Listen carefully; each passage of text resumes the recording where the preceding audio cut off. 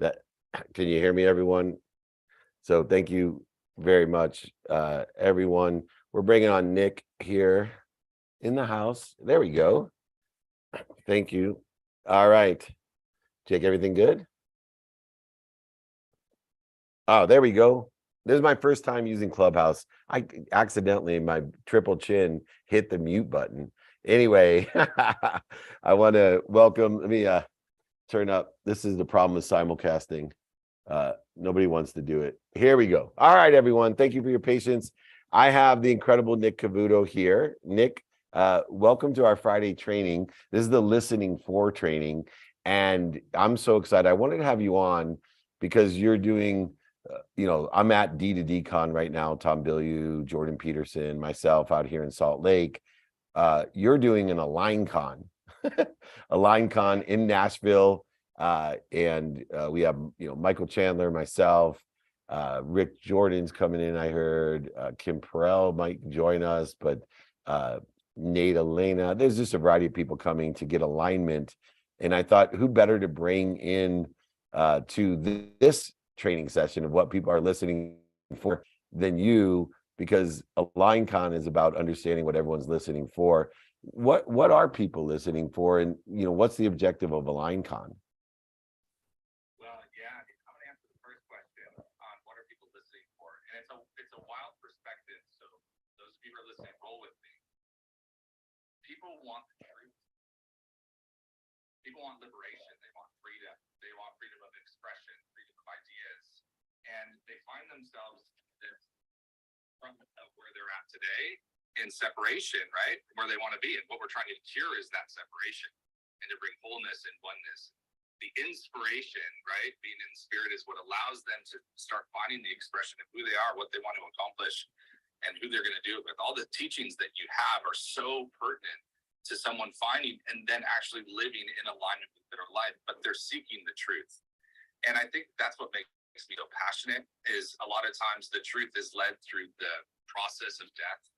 Someone has to actually address that maybe where they're at today is not where they never intended to be. And there's that hard reality of like, I've got to make a switch. I wanted to go from point A to point B, and I'm at point S, right? So like, now what do we do? It's like, well, let's confront the reality that we're here and find our acceptance, our own process to say, how do I get to the next place where my intention is leading me towards? So it's this beautiful process of seeking the truth and also accepting what is real, the truth, the honesty, the integrity about where I'm at. And then just pursuing forward and saying, what's the best next step that I can take in order to get to where I want? And so that's what I think people are really seeking. And I think AlignCon at the end of the day is about that inner alignment. It's about true abundance and finding abundance through the activities and also the people that you want to connect with, or your desires are leading you to connect with. And that's where I find myself today, is leading people to this place of like, what is it truly? What is that root desire that you want? And a lot of times we got to go look for the historical evidence or the present, ideas that we have, lean into them, accept them, and then allow them to be, I think, the greatest fruit that comes from the life that we live. So that's where we're at. Which is why I want to be there with you and so many other extraordinary people. But the truth is interesting because obviously relative to our own potential, there's one thing that a lot of people don't realize today about the truth, and it's the subconscious determines the truth by what you tell it. That's why the subconscious has no morality.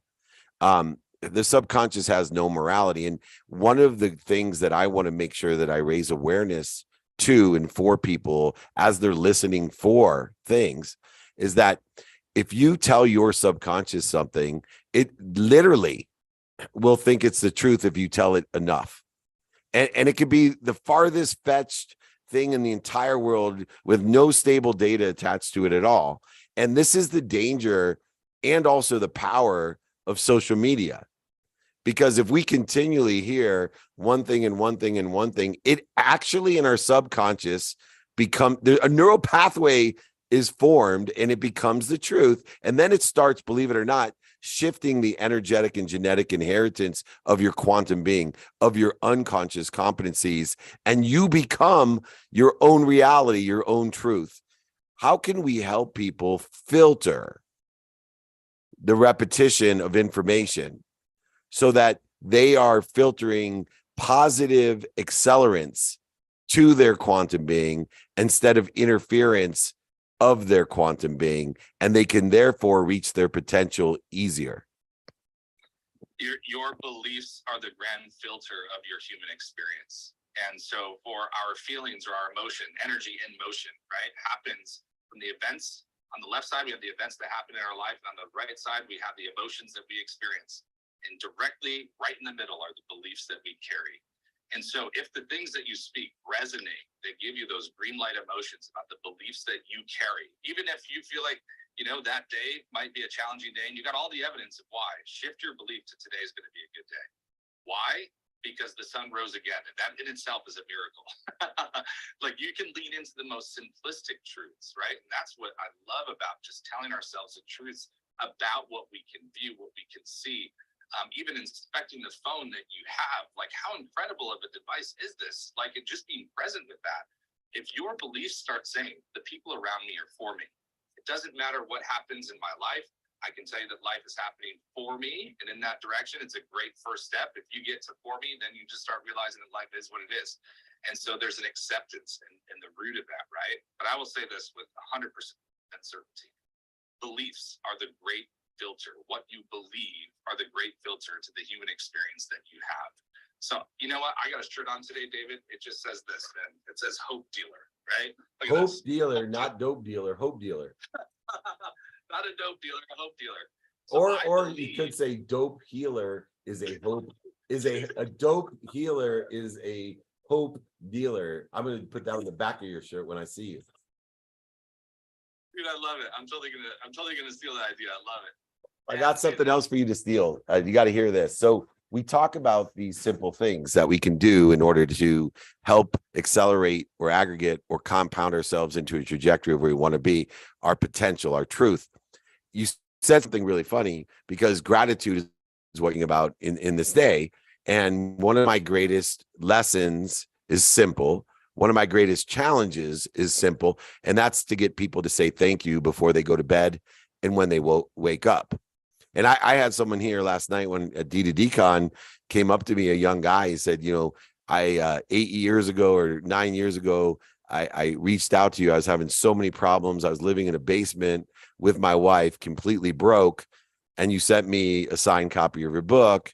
And, you know, here's my takeaway. You know, I learned gratitude, empathy, accountability, and effective communication. And I live in a mansion today. And he started crying. And that was the first person I saw at this event last night. I turned to Jakey Bakey and I'm like, dude, I can go home now.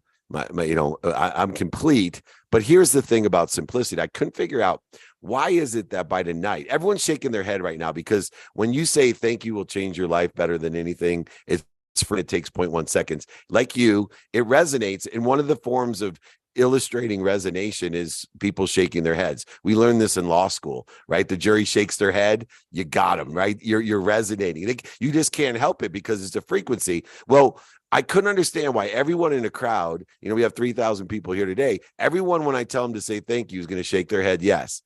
But by tonight, half of them and us won't say thank you. By tomorrow morning, another half. And within 3 days, almost everybody here will stop saying thank you. But I'll tell you why. And it's why people need to come to the listening for training and come to AlignCon, so that we know what people are listening for. Because the simplest things to do are unfortunately the simplest things not to do. That blew my mind. And I heard that. Now, last thing before I let you go, I got to tell this.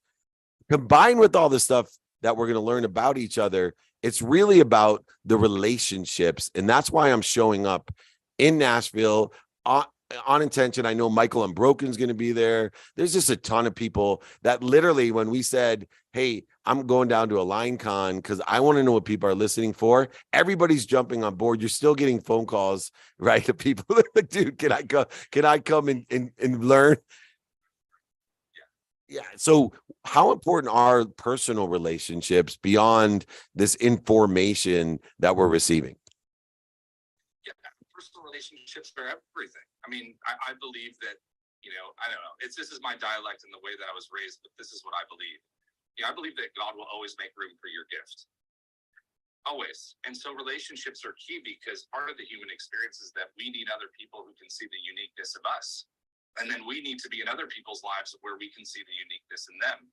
And I believe that that's what allows this world to turn in such a positive way. And certainly when it comes to frequency being your neighborhood, there's some type of unique transfer that happens when you're in the room with people who are up to something, and people who are doing something with their life, and they're in pursuit of something great. And there's that camaraderie, and there's that conviction that you all carry to do your greatest good. And so that's my belief, is like, having the right relationships is about the ability to give and receive. It's being a conduit of heaven, of being a conduit of someone who's out there wanting to do great things, and in order to support other people who are doing the same thing. This will go down like I'll never forget this event. I'll never forget how it started. I'll never forget my conversation with you. I felt like my feet were shaking in the moment where I said, "Hey, David, this is what I want to do. What do you think? Like, is there a way that you can support me?" And you're like, "I'm all in, dude. Your family, let's do it." And I'm just like,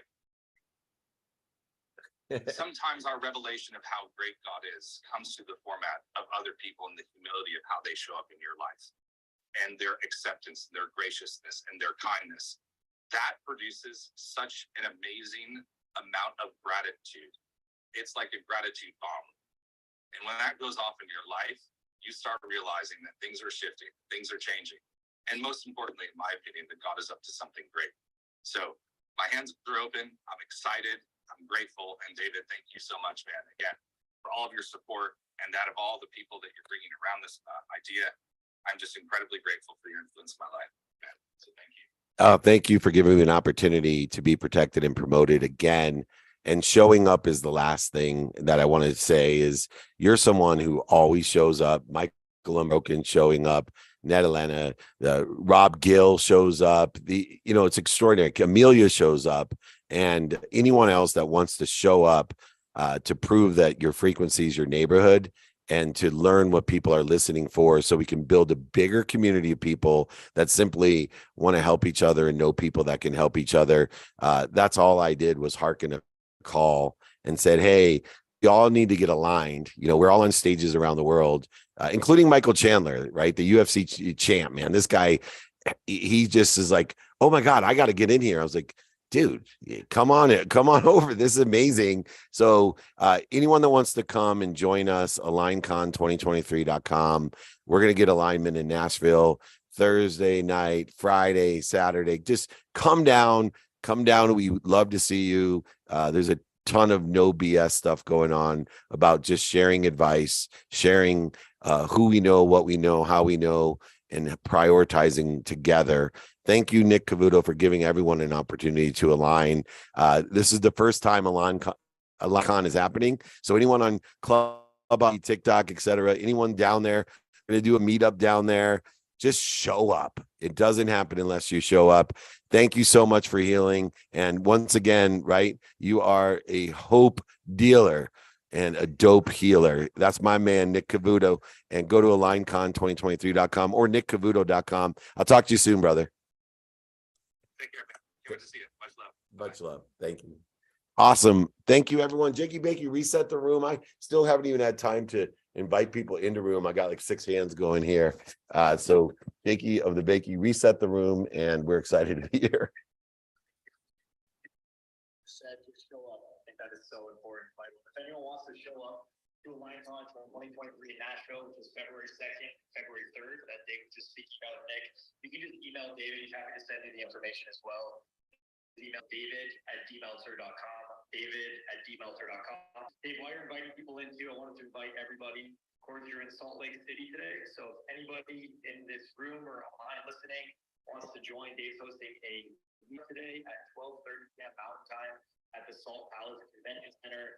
If you want to come, we'd love to have you, your friends, your family, anyone, please feel free to show up. You can also email David as well if you'd like some more information on that.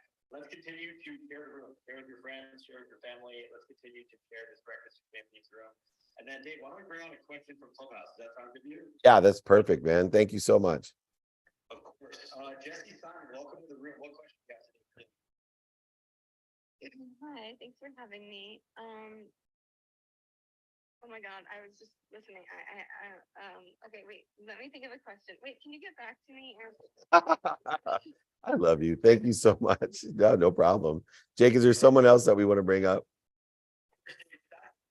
You're on TikTok. It's asked it a couple times. The question is, how do you get to your higher self? Ace on TikTok wants to know. I love that question because it's the same question people ask me is how do you have so much energy? You know, is that kind of turning the corner into the minimum of halfway, my half life of 55 years old? People say, how does he have so much energy? I can't keep up with Dave. I'm half his age. How can he do it? Well, because we already are what we are, right? You are your potential. You are your higher self. We all have the exact same amount of energy. That's period. It's how and what are you doing to interfere with your potential? How and what are you doing to interfere with your power? How and what are you doing to interfere with your intellect, your intuition, your inspiration? How and what are you doing? My entire perspective and everything I try to do is empower people to understand I am and what am I doing to interfere with I am. I am that blank. I am healthy. I am happy. I am wealthy. I am worthy. What am I doing to interfere with it? And if you want to live to your higher self, your potential, you have to start with understanding I am. You have to start by understanding there's something bigger than you, the omniscient, all powerful, all knowing source that loves you more than your mom. You're always protected and promoted. You're trying to utilize linear time in order to restrict you and limit you from your potential. When we can live an infinite, abundant, value add existence, not a zero sum existence with the clock tick tock, and just utilize the present as it stands itself as 24 hours, creating all types of constraints on our potential. Instead, utilizing that time in productivity, accessibility, and gratitude in a trajectory of unlimited self, of unlimited potential. When we can understand that we have this exact same equity between all of us, that it's soul plus energy plus matter equals one. It's your soul plus energy plus matter equals one. And when you can start working on what am I doing to interfere with my soul created by my mindset, heart set, and handset? What am I doing to interfere with my energy that is unlimited in its nature? And what am I doing to interfere with my matter, my information? This is what equals one. And the closer that we can subtract all the interference between the S plus E plus M equals one, the greater we will be, the higher our vibration and frequency or self will be. Knowing that we can utilize daily practices, we can utilize pragmatic behaviors. Behaviors also is an E, it's an energy. Money is an E, it's an energy. That turns into what? Information, right? The energy of behavior aggregates, compounds, and accelerates. I suggest everyone study Einstein's rule of 72 to effectuate how S plus E plus M equal E equals MC squared, how the rule of 72 applies to the soul, the energy, and the matter in your life, giving it an aggregate effect, a compounding of interest and acceleration that you will experience with faith, because we cannot see results. We cannot see instant results. We cannot see, the only instant gratification that we have is called progress, and our capabilities as human beings aren't able to be aware of that progress. So we have to trust in the math of S plus E equals M equals one. We have to trust in the idea that energy compounds on itself, accelerates, and grows upon itself. Therefore, the positive behaviors are going to aggregate, compound on itself. The same money as an energy will aggregate, compound, and accelerate upon itself, even though we don't see the progress. Therefore, if we give $100 to our child when they're born, and every birthday give them $1,000, and every month give them $100, by the time they're 18, they'll have $2 million. Simply by giving them $100 a month and $1,000 on their birthday for 18 years. But in year one, an entire year goes by, we see no progress. We saw no progress. We see $2,200. How can $2,200 turn into $2 million? Rule of 72. S plus E equals M equals 1, the compounding acceleration in a trajectory of what you think you want. Same thing with behaviors. If you're constantly, daily looking at your behaviors of what, who, how, now, and applying your why through that formula, you will accelerate growth, compounding through this process, reach a higher self day by day, week by week, month by month, year by year, and you won't see the result until it has compounded and accelerated to a place where the human senses can see the result. So until then, have faith that S plus E equals M equals 1. Have faith that the rule of 72 applies to all energy and all behaviors, and you will see the compounding, the acceleration and growth towards what you want or better, simply by having faith and doing, saying, thinking, believing, and feeling in the trajectory of what you think you want in the future. All right, Jake, I will bring on another guest if that's okay. Why don't you just quickly reset the room? We want to make sure everyone's invited today to come meet me in Utah. If they have family, friends here in Utah, we have Jordan Peterson, myself, Tom Bilyeu. Come and join us. We got a meetup, I think, at like 12:30 today here at Salt Lake. So go ahead. Why don't you reset the room? Also, if anybody wants the formula, what the quantum formula of oneness, I'm more than happy to give a document of that compounding interest effect of S plus E equals M equals 1. Just email me, david@dmeltzer.com. Go ahead, reset the room, and we'll bring our next guest on, Jake. You got it, David. Yes, everyone is in Salt Lake City, friends and family. The meetup today with David is at 12:30 p.m. Mountain Time at the Salt Palace Convention Center. We hope to see some of you there. And yes, today's training, Dave's been doing training for over 23 years. Is the What Are You Listening For training. So if anyone has any questions they'd like to ask David, there will be some time, of course. Just feel free to raise your hand or back channel me. We will need to bring you up. Let's also continue to invite and share this room with your friends, your family, and the whole community. So Dave, I'll pass it back over to you. If you want to bring on your next guest, who is Rob Gill. Rob Gill, here we go. Thank you. All right, we'll bring on Rob. Here we go. Hopefully I won't knock everything over again. Awesome. So talking about what we're listening for and the idea of compound interest. We got the incredible Rob Gill in the house. And Rob, we also are joining forces to help people look within and bank on themselves. And I talk about investment. And my mom gave me my favorite piece of advice when I wanted to drop out of law school because everything was going downhill. My oldest brother passed away. I was sitting on serious debt from going to law school. We were in a recession. And I was like, you know what? I'm going to go to Japan and sell golf clubs for 60 grand plus commission. What am I doing in law school when there's no jobs anyway? And she said, son, if you're not going to invest in yourself, if you're not going to bank on yourself, what are you ever going to bank on? And now we decided that's what people really need today. What are some of the inherent lessons that people need to learn about banking on themselves and creating a strategy for that?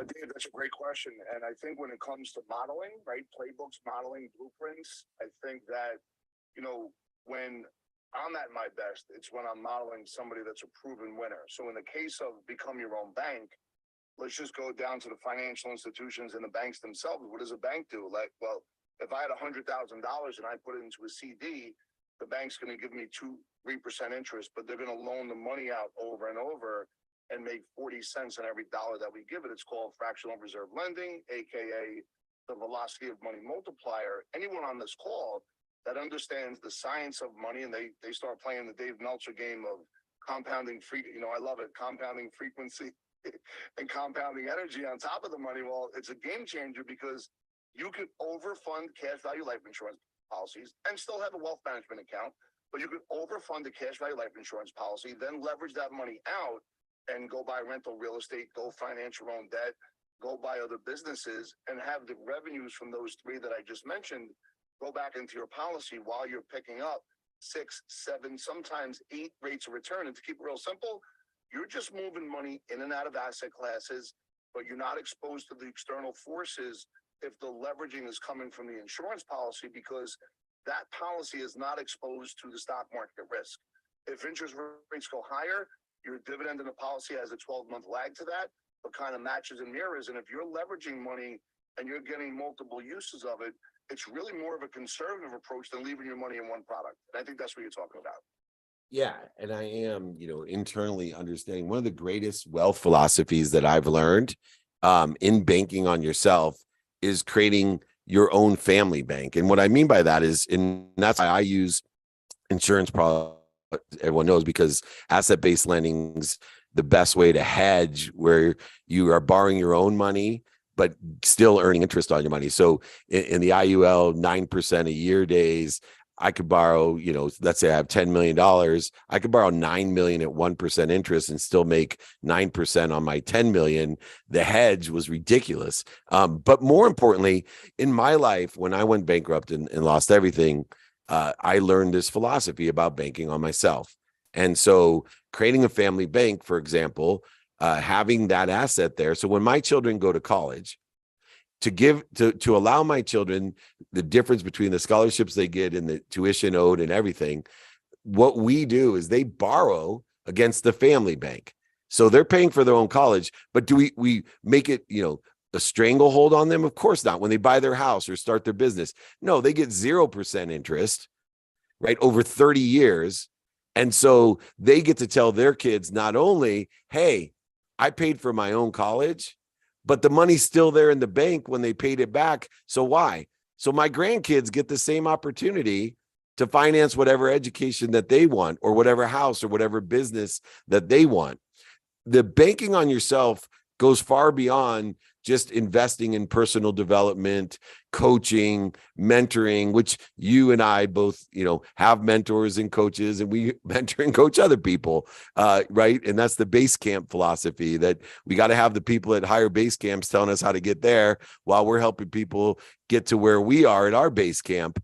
But according to that banking on yourself strategy, there are huge opportunities, no matter what the economy is doing, to be able to bank in yourself. What's one today? Because everyone's they got scared hands right now. What's one of the bank on yourself strategies that people can use if they're afraid of the market, the crypto, the real estate? Yeah, Dave, great. First of all, great. I love what you did there about the bank and the family bank. And if I could just say one thing real quick, if you look at the Rockefellers, the way they laid the blueprint out versus the Vanderbilts, the Rockefellers, 3, 4, 5 later, 3, 4 generations later, because of the death benefit replacing, right? Each family member had to use the bank and pay interest, but then they get to spend down assets, and the death benefit replaces tax-free for the next generation. And that's how that generational wealth grows. And the Vanderbilts didn't do it the right way, except for the college, and they blew their whole fortune. Yeah, and I will note, the only thing Vanderbilt's even known for is he gave $2 million to Central University, and it turned into Vanderbilt University. But for that one donation, all of his $105 million that he had as the richest man in the world is gone. Yeah, and I think that goes down to the second, third generation not understanding, the ingredients of what the first generation did to get there, as you're well aware of. So we create these banks and this family conversation, so the perpetual nature of the money could stay ahead of the things that we can't control. Now, folks, listen, we're in a recession right now, and you're going to see 3, 4, 5 years from now, whatever people did during these times, there's going to be multi-millionaires created all over the place. And then there's going to be people that stay stuck. And I think that when I look at overfunded policies, for me, Rob Gill, I'm thinking about what kind of businesses can I collaborate with? What kind of, if it's a Facebook group and they have 300,000 followers and I got a message to share, how am I going to monetize that relationship? And I'm going to use my bank to be able to fund some of that stuff, knowing that I can track the revenues that come from it to pay it back. And then if you want to go traditional, there's folks that love rental real estate. You have the opportunity to use your down payment to go buy rental properties and have the renter pay back your policy, your AKA your bank. And by keeping the money in motion, it stays ahead of taxation. It stays ahead of inflation, lost opportunity costs, and all the wealth eroding factors that we can't control. And oh, by the way, it is lawsuit protect, not all, or primarily state by state. There's creditor lawsuit protection in the dollars that are in there. And I think that what folks don't understand is, if you don't chase a rate of return, if you don't keep money in one product and expect it to change everything in your life, but you really understand the measuring and the monitoring and the diversification within and amongst all these asset classes. And I know I said a lot there, and we could bring it down to real simple form. David's going to be with me on January 26th at 8 p.m. He's the guest speaker. He's going to light it up on our virtual event next week. But at the end of the day, if folks don't understand that you can move money in and out, it's simpler than you think. You just got to have a blueprint and exercise and be able to have your own website that could track that information. You will compound your overall world. And when that starts happening, money just starts flowing to you in different directions. That's been my experience. Yeah, and that's why, I'm going to join you on the 28th at 8 p.m. Eastern time virtually. It's free. Oh, 26. Sorry, I got so many things going on. So 26 virtually. Email me, david@dmeltzer.com or at robgill_epic. Join us. This is the listening for episode of our training. And I'm bringing in the people that I am all around the United States. I'm learning what people are listening for. And during the recession, people want to know, like, what am I supposed to do to bank on myself, right? I can't control that stuff that's outside of me, but you talk about controlling the handset, the heart set, and the mindset, Dave. How can I bank on myself? We're going to talk about actual pragmatic strategies beyond the mindset. They're definitely combined, but there's ways that what I call the margins of millionaires are made during a recession. More great wealth is formed during a recession. Whenever things are overbought or oversold, that's when the real money can be made. And they're really time proven strategies from way back on the Rockefellers and even before on how great family wealth, legacy wealth is created. And Rob, man, there's no one better at doing that. And I will say one last thing, right? I learned a lesson. I love to illuminate my dumbness. I call it dummy tax. But, I've been investing since I lost everything in only conservative stuff. I have a small percentage that buys lottery tickets. I invest in startups. That's my lottery ticket, and I'm good at it. That's where my core competency lies. I don't try to do things that I don't know. But I have found one thing, that as much as you can get a guaranteed annuity or an IUL or a guaranteed vehicle that are great for building and banking on yourself, ones that guarantee a return, even a CD, by the way, a certificate deposit, even those, if the person who's telling you about it or selling it to you is lying, you're in trouble. And so the person, and that's why I want people to make sure they trust and vet not just the product, but the person who's explaining the product or the strategy to them. Vet the crap out of them. Ask them the hard questions, make them uncomfortable, check their references. And, as we brought on Nick Cavuto or Rob Gill or Kathleen or other people in the community, these are people that I've learned to trust and vet.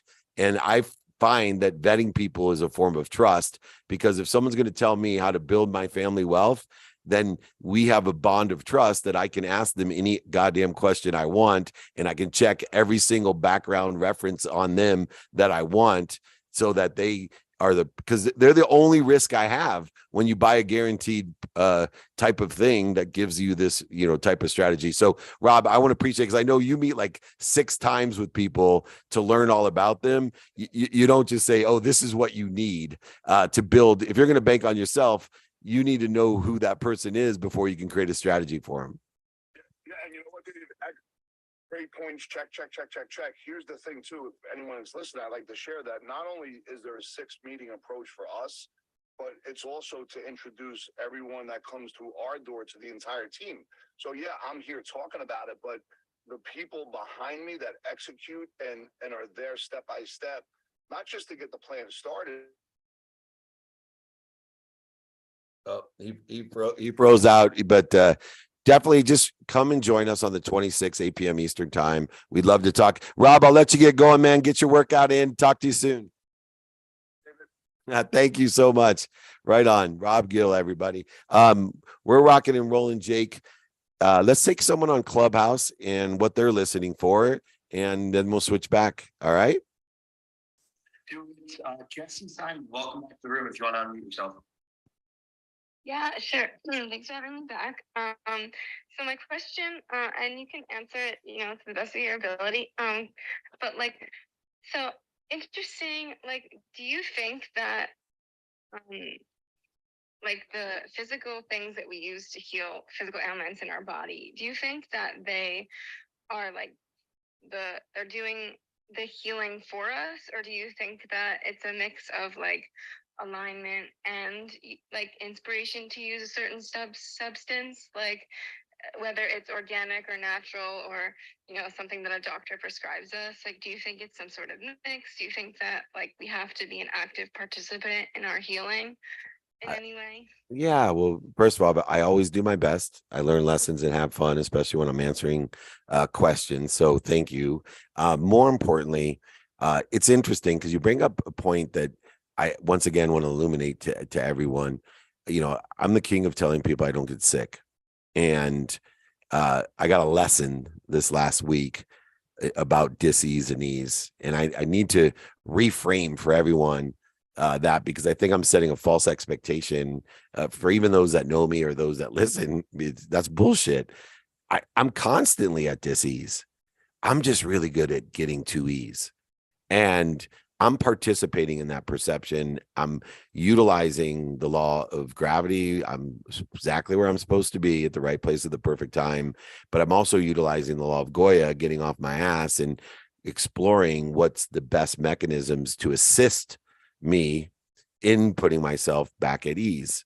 So if it's a mechanism that helps me get better rest, or, if somebody should break their arm, there is, a great mechanism to help you heal that arm, like having a doctor reset the bone instead of, letting it heal on its own and letting the universe over generations heal it correctly.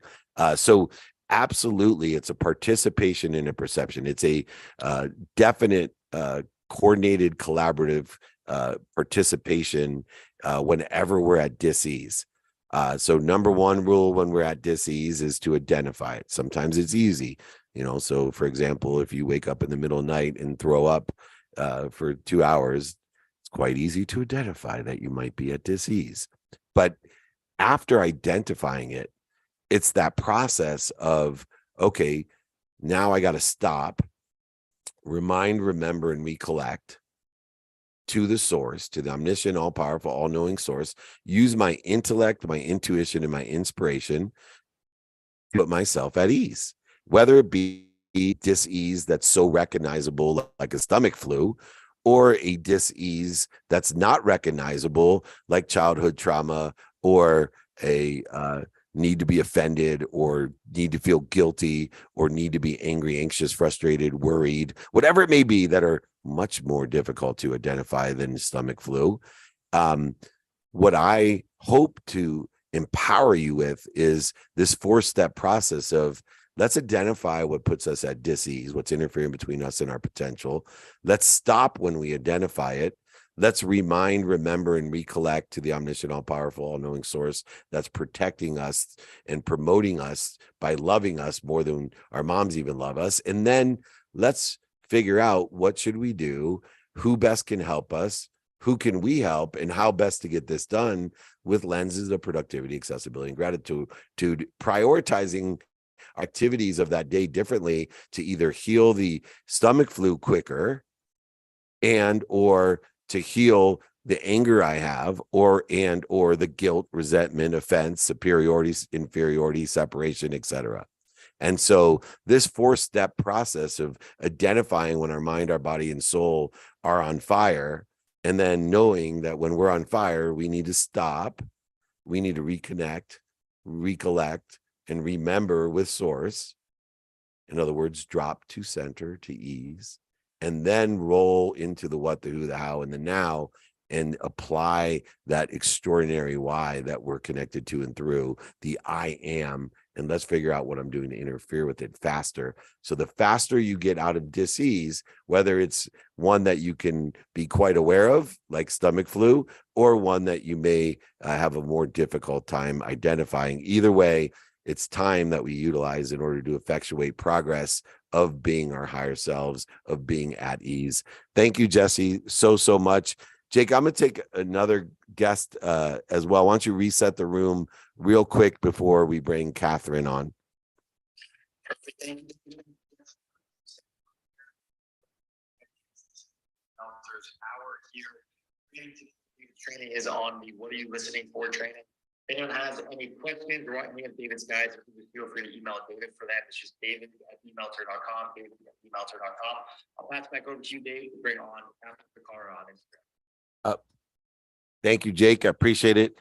And I'm getting good at making sure I don't knock everything over here as we're trying to get everyone involved. So thank you very much. And we'll bring Catherine on to see what people are listening for actually in the technological space. Hey, Catherine, how are you? I'm good. Thank you for joining me. I mean, what a great conversation you're having this morning. You guys are covering every topic. I can't even believe it. I was like, wow, this is like fascinating. Yeah, well, I don't think anyone like takes that approach. Everyone, I think, and I do it every once in a while, takes an approach of, hey, I want people to listen to me. I want to learn what people are listening for. So in your world of, biometrics, of data, of technology, what are people listening for? Where are we going? And, what are you seeing? Well, it's interesting is I just had this conversation yesterday that around the fear of data. And so, the reality is that biometrics and utilizing the latest sensors and things that can keep you protected is a really great way for you to be able to use data. So, for example, right now we know that what's really big is wearables and the technology from your Aura Ring, from your Apple Watch, all of those things that are collecting data from you as a person. Well, when you put that through an IoT device, and then that information gets fed back to you in personalized plans for your health and so forth. That stuff is really important, and I think people are getting scared of sharing their data and so forth. But when you lock it with your biometrics, right? So your watch works with your Face ID or your fingerprint and so forth. So, there's no reason for people. I mean, you look at the deprecation of IDFAs with Apple and so forth, and people just, getting scared about that. I think it's important to have that conversation around why data is so important, because it allows companies to create, efficiencies around what you do from a day-to-day perspective. It provides relevancy in your day-to-day. So I think it's important that we realize that biometric security. So for example, we just launched our Solo wallet, right? So what this wallet does, it's essentially a cell phone wallet case, right? And it opens with your Face ID, right? So if you have your credit cards and your license back here, it's all completely secured. It's gonna open. You're gonna swipe it up. Our app sees your face, authenticates it in 2 seconds. Your wallet opens, and then you can access all your cards, right? So I think providing solutions and understanding solutions that use your physical characteristics to access those things are, that is safe, right? And that's the type of security that you should be able to, provide your data for, because you know that it's safe and it's super protected. So I don't know, it's a big conversation right now that's been happening this week that, the fear around that I think is really interesting. Well, it's also important because there's some geo location aspects to what we're doing. And what I mean by that, it's, great to have your find the iPhone functionality, but it's so easy to turn a phone off or cancel that function. And then, of course, if you have sort of phone wallet, it gets even more complicated what's going on. What is the technology today that allows that security of being able to track things wherever they're at without people being able to turn off the phone or to utilize or manipulate the information in whatever device it is, your keys, wherever it is, because you guys are on the cutting edge of being able to understand geo-specific location, and that provides a great value to people. From a technology perspective, we went to CES last year and we actually received this award for our technology for biometrics in a knife, right? And with this particular blade, it is geofenced, right? So when you go to, if you were to take a blade that works with your biometrics, it has to communicate with the location that you're in, right? So if you go to Texas versus Alaska versus New York, there's different ways in terms of how long the blade can actually extend, and it has to understand that because it can't go further than that. So, those technologies, all get integrated into the program that we put in there. And I can't tell you all my secrets. I can't give you my secrets. Well, But it's a really good point, and I think that communication in terms of how you're, when you're working with AI and different forms of technology, that stuff, that all has to be integrated in order to work appropriately. now the other interesting thing, Catherine, is that you also share experience and are authoring on the topics of mindset, awareness, enlightenment, and you're threading that through what's a very, mathematical business, right? It's a very pragmatic business, and yet you seem to have a very open mind in a very closed-minded type of environment. What are some of the aspects for you in integrating a new type of transformational mindset, heart set, handset, awareness, alignment in such a pragmatic business? Oh, that's a good question. I think that, I think mindset and being aware, and being woke essentially, is really important, especially in business, because at the end of the day, no matter what you're doing, you're working with people, and the human experience. And I know a lot of people even today spoke about this, but the human experience, I think, is interesting in that we're all working towards one goal, right? Everybody wants to be whole, fulfilled, and so forth, and want to be able to provide services that are valid, right, and validate other people. So not being so reactive, and really understanding that from a day-to-day perspective, you can have more of a say in how you create your life and create your experiences. And I think I'm being enlightened to the fact that we are here for a greater purpose, right? We're here to help humanity, and having more of that gratitude perspective, and not being so reactive and victimized to our life, but being really understanding that there's a purpose, right? For every single person that is born on this earth, you have a purpose, and finding out what that is and living that to its fullest. And I think that is the kind of fulfillment that, as from just from an individual's perspective, can make you so successful, not just in your career, but also in your personal lives. And at the end of the day, it's like, yes, people want money, they want nice houses and nice cars, but really what all that represents is just that, I think, that inner fulfillment. And we're not meant, we weren't put on this earth to suffer, right? We were put on this earth to create abundance in lots of different ways. And I think that threads into business. And I think that's, for a long time, I feel like that's been kind of siloed. But I think when people started working from home, and then that integration happened, where now it's like, okay, you're working from home, so your home life becomes your work life. It's like, I think that's like where a lot of people really started to look at that and say, wait a second.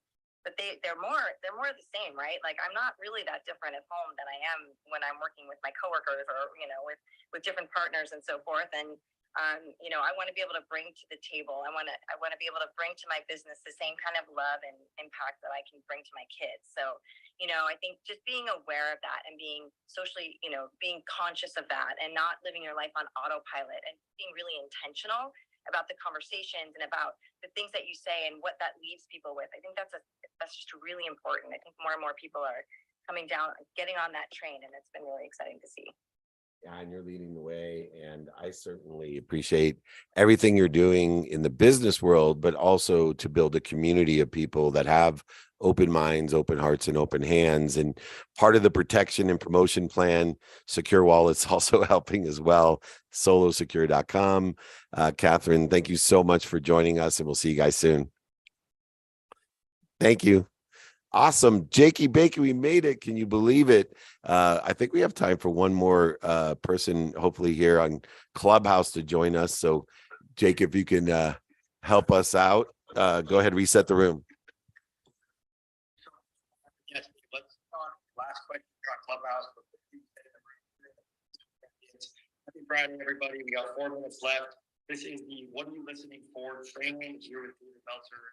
Questions so far for everyone who is here. Let's continue to share the room.